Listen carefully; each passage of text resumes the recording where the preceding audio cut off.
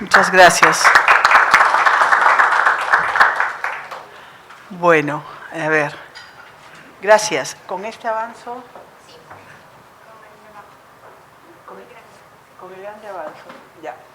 Con el puntero es, perdón. El último. Ya, pero ahora retrocedido. Con el de arriba. A ver. Espérate. Perdón un ratito que el tema de los punteros. Bueno, voy contándoles el tema. Con este avanza, si quieres retroceder es con este y este es el puntero. Perfecto, gracias. Voy a tratar de situar los trastornos cognitivos en la práctica médica, ¿no? En la práctica como médicos internistas, que a veces, digamos, no miramos este aspecto de los trastornos cognitivos, estamos dedicados pues al corazón, al pulmón, al riñón, y eso es lo que nos apasiona, ¿no? Empezamos por el tema, el concepto de salud cerebral, ¿no? La salud cerebral es el estado de funcionamiento del cerebro, voy a coger así mejor, en los diferentes ámbitos cognitivo, sensorial, socioemocional, conductual y motor. Lo típico es entender que tenemos muchas funciones y muy complejas, y la salud cerebral es el equilibrio de todas esas funciones completamente, o sea, completas en la vida diaria, ¿no? Lo que nos permite desarrollarnos digamos, en las actividades no solo de la vida diaria más primaria, sino en otras actividades ejecutivas, de memoria, de atención, etcétera, ¿no? Ese es un concepto interesante de salud mental. Esto me llama mucho la atención, ¿no? Y de ahí parte un poco la motivación del tema. No funciona cuando pongo, perdonen, pero cuando pongo, es aquí, algo falla.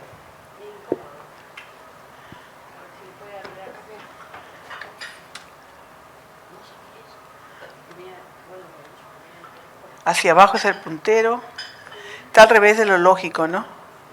Un tema cognitivo. ¿De quién lo diseñó, ah?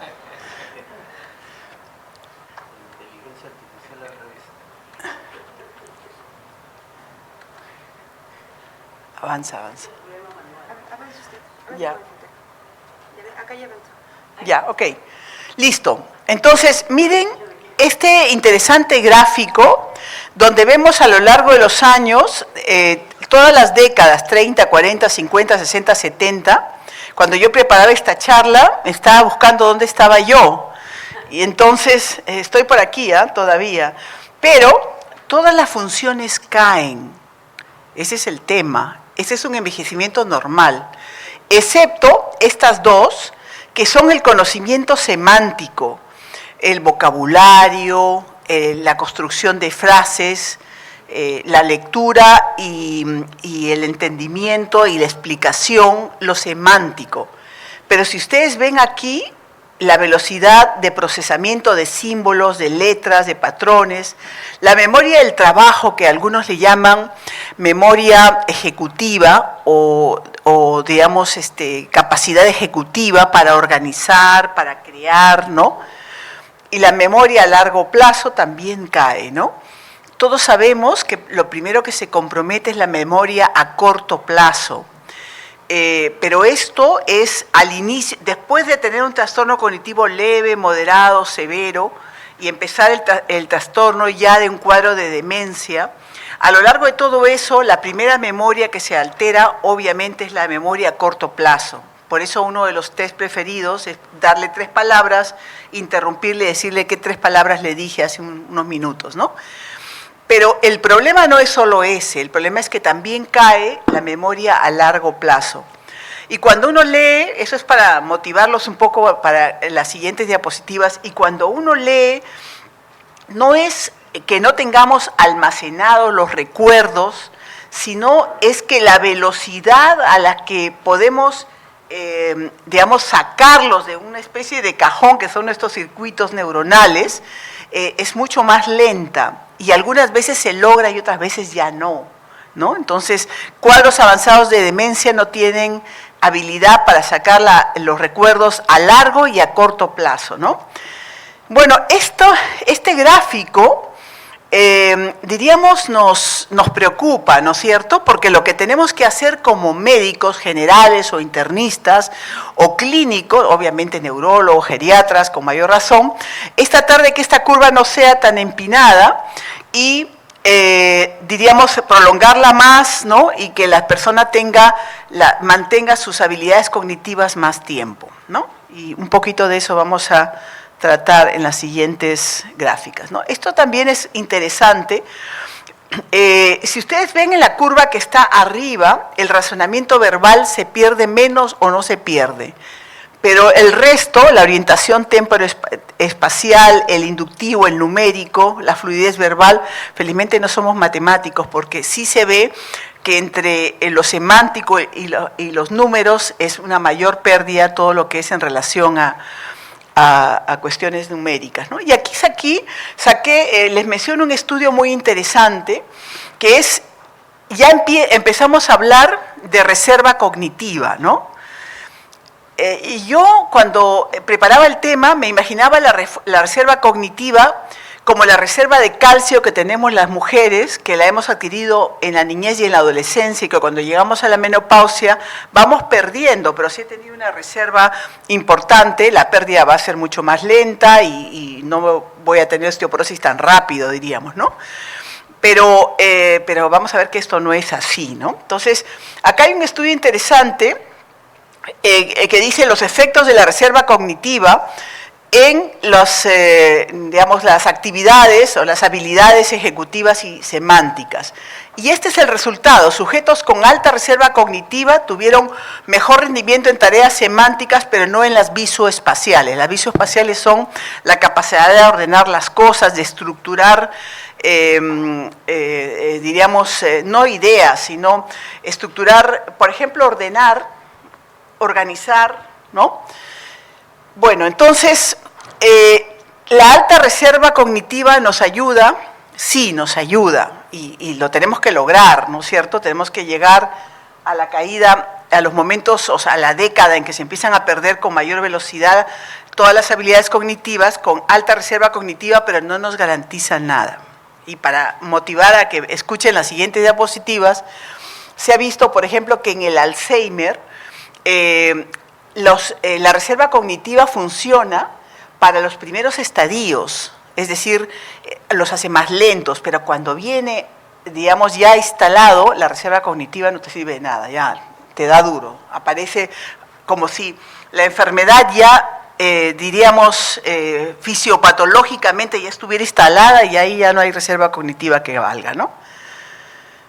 Bueno, este es el problema, ¿no es cierto?, de todo lo que son habilidades cognitivas, o sea, el problema y lo que debemos cuidar, el sistema límbico, el hipocampo, que es la parte donde está, digamos, la reserva de memoria, ¿no?, la amígdala, el cuerpo mamilar, el giro cingulado, ¿no?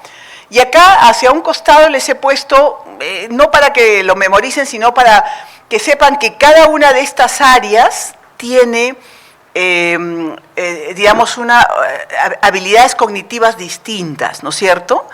Y que una alteración, por ejemplo, en las áreas corticales, empieza a fallar la concentración, la atención, en el hipocampo la memoria, en fin, en general en todo el sistema límbico, ¿no?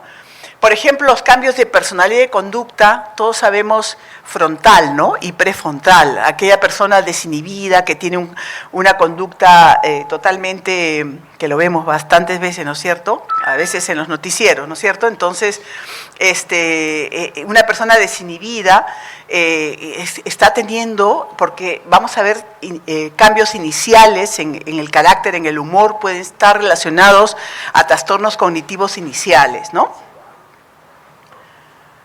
Bueno, esto no vamos a entrar mucho, pero las funciones superiores, la memoria, esto ya lo conocemos, ¿no? La evocación de recuerdos. Aquí hay una cosa interesante, que es que cuando la memoria se va dañando cada vez más, las personas aprenden a fabular, ¿no? A llenar la memoria con pensamientos que si a uno le pregunta, ¿y tú dónde pasaste la Navidad del año pasado? Y no se acuerda, va a decirle algo, ¿no? Lo pasé, no sé, en Europa, ¿no? O sea, y simplemente con un pensamiento inventado, no voluntariamente llenaron ese vacío, ¿no? La atención, esto es interesante, dividida, mantenida y selectiva. Y yo me preocupaba por la habilidad que tenemos las mujeres de ser multitask, ¿no? Claro, multitask, pero chocamos el carro, cuadramos mal, ¿no? Porque el multitask está pensando en mandar el WhatsApp, en la reunión que tiene en la tarde, en la charla que tiene que dar y no sé qué, y no nos centramos en algo, ¿no? Bueno, les cuento que esa habilidad está descrita, la vamos perdiendo también. Y entonces empezamos a ser capaces de solo hacer una cosa, y bueno, la inteligencia, ¿no? Acá dividen dos tipos de inteligencia, la inteligencia fluida, ojo, ojo, capacidad de adquirir nuevos conocimientos o nuevos conceptos y adaptarse a nuevas situaciones. Y eso se ve en personas mayores. A ver, bueno, vamos a ver. Estudiar a cuando uno es mayor es mucho más difícil que cuando uno tiene 25 años, ¿no? Cuando uno tiene 25 años se lee 30 hojas y al día siguiente puede explicarlas. O sea, yo para preparar esta charla me he tenido cierto trabajo, ¿no? O sea, que seguramente no lo hubiera tenido de otra manera, ¿no? Entonces, esta inteligencia fluida es la que se altera con el envejecimiento y la que también se ve alterada en los trastornos cognitivos. Y esta es la inteligencia, otro tipo de inteligencia cristalizada, la utilización de habilidades intelectuales ya aprendidas. Lo que ya aprendimos, ahí está, no la perdemos, ¿no? Bueno, este es interesante. Las funciones cognitivas que reciben en los lóbulos frontales. Y acá vemos, por ejemplo, la conducta social, el tema de la inhibición, los juicios de orden moral. O sea, no es que los principios morales estén, pero donde interpretamos los principios y valores morales que decidimos tener, es a través del lóbulo frontal, ¿no? De tal manera que si uno tiene, por ejemplo, el respeto por el otro, no gritar, no faltarle, no insultar, etcétera, y así somos, cuando vamos perdiendo esta habilidad, pues perdemos eso y nos parece normal insultar, gritar o cualquier cosa, ¿no? La planificación, fíjese qué interesante, ¿no? Y en eso, esa es una habilidad que tenemos, ¿no? Cómo planificamos el día, venimos para acá, para allá, vamos para allá, ¿no? Eso se va perdiendo, la flexibilidad de la mente. Y ahí, en el envejecimiento, no sé si ustedes, pero yo que ya tengo más años que muchos de ustedes, cuando converso con una persona mayor que yo, digo, ay, qué terca se ha vuelto, no digo, lo pienso, ¿no? Qué terca se ha vuelto esta persona que no entiende lo que le estoy diciendo, que es obvio, ¿no? A veces lo digo ya cuando me pongo, ¿no? Entonces, lo que les quiero decir es que la flexibilidad la vamos perdiendo, y eso es una habilidad cognitiva. Bueno, la capacidad de abstracción, y todo esto es el lóbulo frontal, ¿no? Y bueno, y existen una serie de test que nosotros están hacia el lado derecho, que son muy sencillos, que deberíamos en nuestros pacientes que vienen por otra cosa, preguntarles, ¿no es cierto? ¿Para qué? Uno dirá, yo me preguntaba, ¿y para qué le preguntaría? Bueno, para llamar a la psicóloga, para que si hay una psicóloga psicogeriatra le pueda hacer estímulos de las habilidades que este paciente va perdiendo, etcétera, ¿no? Bueno, entonces, por ejemplo, aquí me llamó la atención esto, ¿no? O sea, por ejemplo, nombrar cosas de una categoría, nómbreme frutas, con qué velocidad y con qué cantidad de frutas me nombra, cosas que empiecen por una letra, a restar, ¿no? Reste, de 100 para abajo, lo que sea, interpretar refranes, todo esto. El test de supermercado es una cosa muy sencilla, qué cosas hay en un supermercado, ¿no? No me va a decir carros, ¿no? Entonces, yo creo que esta charla me ha servido a mí para reflexionar en mi práctica diaria, porque poco hago por las habilidades cognitivas de nuestros pacientes, porque estamos más orientados a la infección, a la insuficiencia cardíaca y todo eso, ¿no? Bueno, Entonces, ¿qué ocurre en el envejecimiento? Cambios morfológicos, bioquímicos, y todo eso lleva a consecuencias funcionales, ¿no? Entonces, esa curva por la que empecé diciendo, es explicada por estos cambios morfológicos. Por ejemplo, se reduce el número de neuronas. Así de simple. Entonces, cuando ustedes ven una tomografía de alguien que tiene 80 y pico años y un cuadro de demencia, el cerebro está bien arrugadito, con bastante aire alrededor de él, ¿no? Se reduce el número de neuronas. La pérdida neuronal, la gliosis, que es una forma de saber de la inflamación que ocurre a nivel del cerebro. Reducción de dendritas y espinas dendríticas. O sea, vamos a ver una imagen después, esto es bien interesante porque nosotros funcionamos como los algoritmos de la inteligencia artificial que se han copiado de nuestro cerebro, ¿no es cierto? Funcionamos por vías, ¿no? Por circuitos, ¿no? Entonces, y tenemos millones de circuitos. Entonces, si disminuyen las dendritas y las espinas dendríticas, que es la posibilidad de que una con la otra se junten, vamos a tener menos circuitos neuronales, ¿no? La susceptibilidad SINAPse y encima las lesiones vasculares que podemos tener, ¿no? Cambios bioquímicos, se alteran neurotransmisores, hay trastornos en la membrana, degeneración intracelular, bueno, en fin. Y todo eso trae finalmente un deterioro cognitivo, que es lo evidente y es lo que tendríamos que solucionar, ¿no? Bueno, acá, la pérdida de peso del cerebro, ¿no? Disminución del 10% desde que del peso. Y hay que pesar el cerebro así un día para ver, a ver cómo vamos, para que no se olviden. 10% del cerebro desde que se alcanza la edad adulta, la pérdida de neuronas y en algunas áreas más. Por ejemplo, el locus coeruleus es neuronas catecolaminérgicas, la sustancia nigra, dopaminérgicas, el hipocampo, colinérgicas, y se acumula este detrito que viene de las mitocondrias, la lipofucsina, que lo vemos acá en la figura que está abajo, ¿no? Entonces, sí, el envejecimiento tiene cambios morfológicos y cambios, digamos, dentro de la propia neurona, dentro del propio cerebro, que tenemos dentro de propias estructuras cerebrales que explican esta pérdida de... Ahí está, mire este gráfico que les decía. Miren que hacia arriba es un envejecimiento, porque no todos envejecemos igual. Hacia arriba es una persona mayor, pero que ha conservado sus dendritas en número y digamos, en número y en cantidad. En cantidad, perdón, y en la posibilidad de enlazarse con otras, ¿no? Y hacia abajo, mira, se pierden las dendritas y se pierde la posibilidad de enlazarse. Hay este concepto que es sinaptogénesis, ¿no?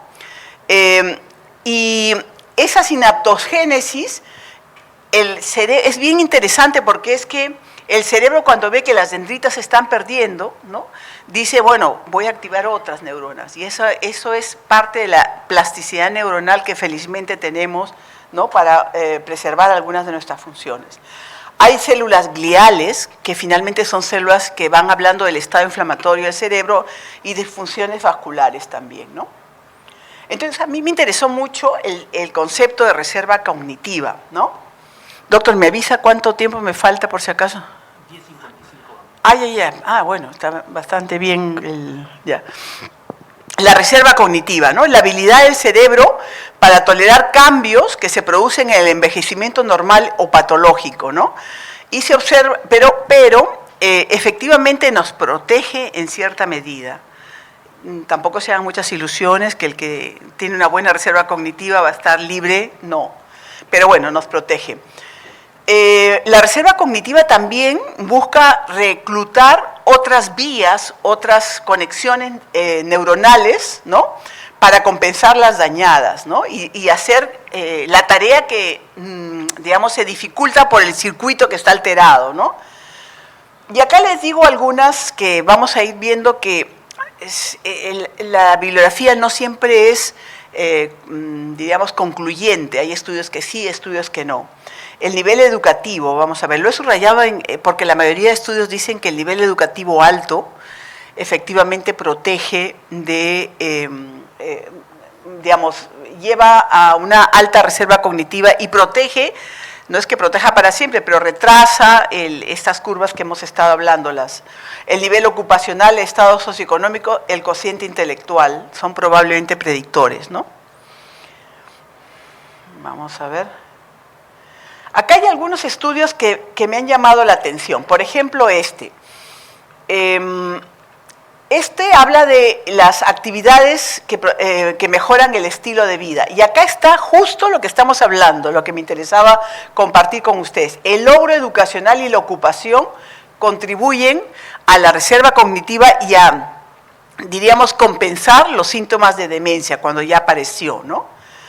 Aquí también es interesante porque dice acá cómo promover un envejecimiento cognitivo satisfactorio.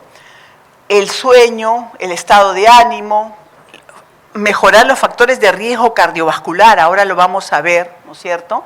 Alteraciones metabólicas y algunos fármacos, ¿no?, que pudieran alterar la reserva cognitiva. Esto también lo vamos a ver en un ratito, ¿no? Bueno, esto es los pacientes, este es el estudio que me interesa compartir con ustedes. Los pacientes con mayor reserva cognitiva logran retrasar la aparición del deterioro cognitivo 4.5 años. O sea que esta curvita que era así, la pueden aplanar un poquito para que dure un poquito más el cerebro, ¿no? Esto sí es un tema importante, ¿no? Entonces, de ahí que la reserva cognitiva sí tengamos que en nuestros pacientes y sobre todo los que tienen, digamos, una visión de prevención, este es un curso de prevención, hacer todos los esfuerzos para que mejoremos nuestra reserva cognitiva, ¿no? Y acá en este estudio habla de el nivel educacional. Tiene un efecto sobre el deterioro cognitivo, pero no en el Alzheimer. Se dice que sí en los primeros estadios, pero cuando se instala el Alzheimer ya no hay reserva cognitiva que valga, ya fuimos ya. Y este es el concepto de reserva cognitiva, capacidad del cerebro para improvisar y encontrar maneras alternativas de realizar una tarea. Imagínense qué bonito esto, ¿no? O sea, el propio cerebro se las ingenia para que sigamos realizando las tareas que normalmente hago. Refleja la agilidad del cerebro para recurrir a ciertas habilidades para resolver problemas y afrontar desafíos. Y esto se desarrolla a lo largo de la vida con educación, ¿no? Paréntesis, por eso a mí me dolió mucho, eso es un paréntesis, no es parte de la charla, que quitaran beca 18 en nuestro país, porque esas personas, que eran miles de personas, eran nuestra reserva cognitiva social, por decirlo de alguna manera, de acá a 30, 40, 60 años. Si quitamos la educación, bueno, pues mira, ¿qué vamos a tener en el futuro? No lo sé. Pero el deterioro cognitivo aparece tarde en pacientes con alta reserva cognitiva y cuando aparece avanza más rápido, eso es lo que le decía yo, ¿no? Bueno, aquí hay dos estudios interesantes donde he sacado los factores de riesgo, porque lo que sí podemos manejar como médicos internistas, como médicos generales, son los factores de riesgo, ¿no? Entonces, por ejemplo, aquí, la hipertensión arterial, sobre todo los que tienen estos alelos, E4, para la apolipoproteína E. Estos tienen más riesgo de deterioro cognitivo.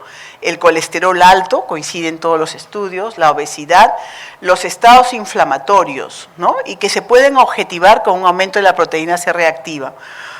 El sexo lo he puesto entre signos de interrogación porque, el Alzheimer es más frecuente y más grave en mujeres. Entonces, esto tenemos que tenerlo digamos, allí. Y la terapia de reemplazo hormonal, si previene o no, eso está en duda, ¿no? La edad, obviamente, factores de riesgo cardiovasculares, la hipertensión, la fibrilación auricular, la diabetes, y obviamente el déficit auditivo, el alcohol, entre sí y no. Algunos dicen que tiene un efecto protector, pero mejor no decir muy fuerte eso, porque si no todo el mundo empieza a tomar. Hay que decirlo bajito, no lo digan, ese es secreto. Bien, entonces, la hipertensión arterial. Los hipertensos, cuando se les estudia, se ven que tiene pobre rendimiento en casi todos los dominios de la función cognitiva. Fíjense, estudios en hipertensos, o sea, aprendizaje, memoria, atención, razonamiento abstracto, etcétera, etcétera. La inteligencia verbal y el lenguaje es lo último que se pierde, ¿no? Lo que habíamos visto en la gráfica inicial. La presión arterial sistólica alta se asocia a una pérdida de memoria y funciones ejecutivas, ¿no? Conclusión, ¿qué hacemos como médicos, internistas, no geriatras? Prevenir y tratar la hipertensión arterial, ¿no es cierto? Porque si sabemos, y ahí nos chocamos de frente con los pacientes que dicen, no me duele la cabeza, por lo tanto no tomo pastillas, tomo solo cuando me siento mal, y ya llevan 10 años en ese plan, y obviamente su reserva cognitiva ya fue dañada, ¿no? Bueno, esto es una cosa interesante. Hay criterios diagnósticos de demencia, pero yo me he enfocado en los trastornos cognitivos, ¿no? Porque me parece que eso es lo que más vemos en la práctica diaria, la demencia, lo ven los geriatras, los psiquiatras, etc. Miren esto qué interesante. Cambios en la conducta o la personalidad de más de 6 meses de duración a partir de los 50 años. O sea, ¿cómo empieza el deterioro cognitivo? No empieza porque alguien averigua si yo estoy restando bien, no. Empieza por el cambio de carácter. Y eso les aseguro que en mis 41 años de médico lo he visto muchas veces, ¿no? La familia se queja, se ha vuelto renegón, se ha vuelto agresivo, grita, o sea, pero después le hablan y el paciente parece, su reserva cognitiva le hace hablar muy bien y tal y cual, pero ya tiene una alteración, ¿no? Entonces, hay cosas tan, digamos, que pudieran pasar tan cotidianas como disminución de la motivación. Uno dice, bueno, está un poco indiferente, puede haber un poquito de ansiedad y uno le explica, ¿no? O sea, ansiedad, irritabilidad, y uno dice, bueno, es porque le pasó tal o cual cosa. 3 minutos. Impulsivo, doctora. Sí. 3 minutos. ¿Terminó? No. A 2, ya. Empatía.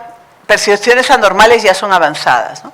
Entonces, esto es lo que quiero que graben, las alteraciones de conductas, si son de la suficiente severidad como para que alteren las relaciones interpersonales, descartarles procesos de deterioro cognitivo, ¿no? Bueno, esto es la demencia, vamos a verla aquí, está en aumento la demencia en el mundo, ¿no? Es todo un problema de salud pública. Ahí veremos, miren, al año 2050, África tiene zonas de demencia, Asia, aumentadas en relación a lo celeste, que es donde hay menos frecuencia. Nosotros estamos en el intermedio, esperemos quedarnos allí. Y para comentarles, factores de riesgo para la demencia, depresión, aislamiento social, menor reserva cognitiva, lo habíamos hablado. Acá están todo de demencia, ¿no? Sedentarismo, tabaco, obesidad, trastornos, contaminación atmosférica, la glicemia, el colesterol. Todos estos factores que estamos viendo acá los podemos nosotros manejar en nuestra práctica diaria. Entonces, no podemos alterar la evolución, pero sí podemos tratar los factores de fondo, ¿no? Los riesgos para Alzheimer es lo mismo. Esto es una gráfica bien bonita de la proteína tau que se pone dentro de la neurona y que va destruyéndola y produciendo un proceso inflamatorio, y la amiloide que se pone detrás, ¿no? Esto lo vamos a pasar porque ya lo hemos hablado. Y con esto termino, pero esto es una cosa muy interesante, que es que la depresión de inicio tardío, sobre todo si es severa, aumenta y empeora el pronóstico de demencia, el riesgo, y cuando aparece empeora el pronóstico. O sea, tenemos que diagnosticar y tratar depresión a los pacientes en riesgo, que ya hemos hablado de los riesgos.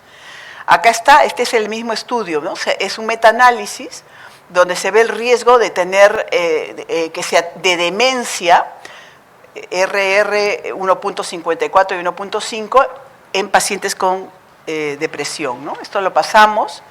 El cuadro clínico de Alzheimer lo he ido comentando, los criterios de Alzheimer, y con esto quiero terminar. Tenemos que tratar la depresión. Está en el 40% de los pacientes con Alzheimer y en 10 a 15% de la población general. Y la depresión empeora la calidad de vida, más agresivo, más suicidio, mayor riesgo de depresión, en fin, tenemos que mejorar la calidad de vida de esto. La ansiedad también la tenemos que tratar, está en el casi 40% de los pacientes con Alzheimer. Su calidad de vida es muy mala, ¿no? Esto ya lo hemos comentado, y estas son las recomendaciones, y ahí termino, doctor, un minutito, cortito nada más. las recomendaciones de la OMS para prevenir los trastornos cognitivos. Es un súper documento. La actividad física, disminuir tabaco y alcohol, intervenciones nutricionales, intervenciones cognitivas, ¿no?, en los adultos mayores. En esto podemos nosotros empujar el coche, ¿no? La actividad social, los amigos, la familia, el soporte. Y ahí tenemos el manejo del peso, el manejo de la hipertensión, el manejo de la diabetes, el manejo de la dislipidemia, que son todos los factores de riesgo, el manejo de la depresión y el manejo de la hipoacusia. Y yo creo que con eso termino, porque esto es un resumen de todas las medidas preventivas. Y muchísimas gracias, doctor. Muchas gracias, doctor Indacochea, por su brillante exposición. No, estamos con tiempo.